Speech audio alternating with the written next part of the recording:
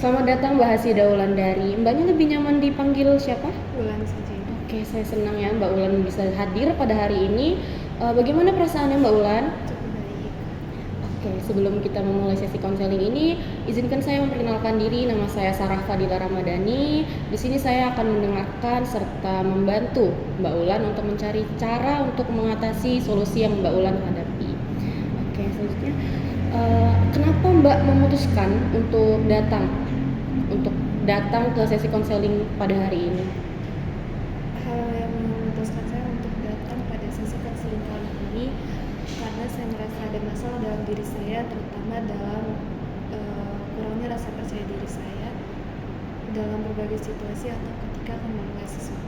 Baiklah, sebelum kita memulai sesi konseling kita pada hari ini, izinkan saya memberitahukan Mbak Wulan, kita memiliki waktu sekitar 45 menit untuk satu sesi ini. Selanjutnya ada asas konseling yang perlu Mbak Wulan ketahui dan pahami. Yang pertama ada asas kerahasiaan. Artinya apapun yang Mbak ceritakan dan Mbak bagikan kepada saya tidak akan saya berikan kepada orang lain atau saya bagikan kepada orang lain, terkecuali jika informasi yang Mbak berikan kepada saya itu dapat membahayakan diri Mbak sendiri maupun orang lain. Baik, yang ketiga ada asas kesukarelaan. Sebelumnya Mbak Wulan kesini atas dasar paksaan orang lain atau keinginan diri sendiri? Atas keinginan saya sendiri. Oke, begitu pula dengan konseling kita hari ini yang bersifat sukarela. Di sini Mbak bebas mengeluarkan dan menceritakan serta berbagi masalah yang Mbak hadapi kepada saya tanpa khawatir akan saya hakimi dan lain-lain. Soalnya di sini saya akan mendengar dan mendukung Mbak sepenuhnya. Oke, bisa dimengerti? Jadi Mbak Wulan merasa kurang percaya diri ketika berbicara di depan orang banyak. Pasti cukup mengganggu ya Mbak? Ya, karena rasa gugup dari kurangnya percaya diri yang berlebihan itu cukup mengganggu baik saya. Oke. Nah, bisa diceritakan lebih lanjut saat Mbak merasa dalam situasi tersebut? Misalnya ketika akan maju presentasi dan berbicara di depan teman-teman yang saya anggap lebih pintar dalam berpikir dan berbicara, saya merasa banyak hal aneh yang terjadi dalam diri saya. Contohnya ketika sudah saatnya saya maju presentasi, tangan dan kaki saya berasa begitu berat untuk melangkah. Oke. Apa pikiran yang biasanya muncul ketika Mbak berada dalam situasi tersebut? Saya takut salah dalam berbicara dan orang lain akan menertawai saya. Juga saya sering merasa takut mereka tidak memahami kalimat-kalimat yang saya sampaikan. Oke. Adakah situasi saat Mbak Wulan merasa percaya diri ketika berbicara dengan orang lain? Saya merasa lebih percaya diri dan nyaman ketika berinteraksi atau berbicara dengan teman dekat saya. Dengan teman dekat. Menurut Mbak perbedaan antara Mbak berbicara dengan teman dekat dan dengan orang lain itu apa?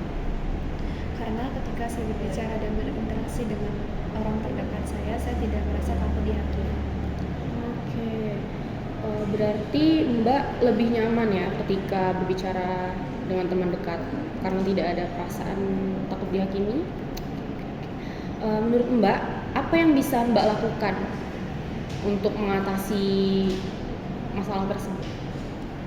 Mungkin saya bisa mencoba melihat orang lain bukan sebagai pihak yang menilai saya, tetapi sebagai pendengar yang ingin mengerti saya.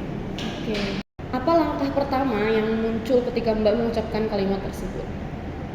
Mungkin saya akan mencoba mulai berinteraksi dari kelompok kecil hingga bertahap ke kelompok besar. Baik, apakah Mbak sebelumnya pernah mencoba strategi tersebut? Belum pernah, tapi saya ingin mencoba. Oke, saya paham dengan kekhawatiran Mbak Wulan karena semua orang itu butuh latihan untuk merasa percaya diri. Karena kesalahan itu merupakan suatu bagian dari proses belajar. Bagaimana jika kita membuat jadwal latihan yang teratur? Misalnya 1 kali dalam seminggu berbicara kepada kelompok kecil. Saya akan mencobanya. Oke, bagaimana jika kita membuat jadwal latihan rutin? Misalnya 1 kali dalam seminggu Mbak berlatih untuk berbicara kepada kelompok kecil. Saya berpikir itu akan membantu saya dan itu merupakan langkah awal yang tepat untuk bisa saya lakukan. Oke, bagus. Bolehkah saya meminta Mbak Ulan untuk mencatat semua perasaan yang Mbak Ulan rasakan setelah selesai latihan dan membagikannya kepada saya? Saya akan melakukannya. Baiklah, bagaimana perasaan Mbak Ulan tentang rencana ini? Saya merasa sedikit takut, namun juga agak optimis. Hari ini kita sudah membahas tentang pertanyaan Mbak Ulan, penyebabnya dan cara mengatasi. Ini menurut saya ini memang langkah yang baik ya. Baik, saya senang melihat Mbak Ulan berani mengambil langkah ini. Baiklah, kita akan bertemu di sesi berikutnya untuk mengevaluasi serta membahas lebih lanjut untuk perkembangan Mbak Ulan. Oke, bagaimana? Baiklah. Terima kasih Mbak Ulan sudah berbagi ceritanya pada hari ini. Sampai bertemu di sesi konseling berikutnya. Terima kasih Bu atas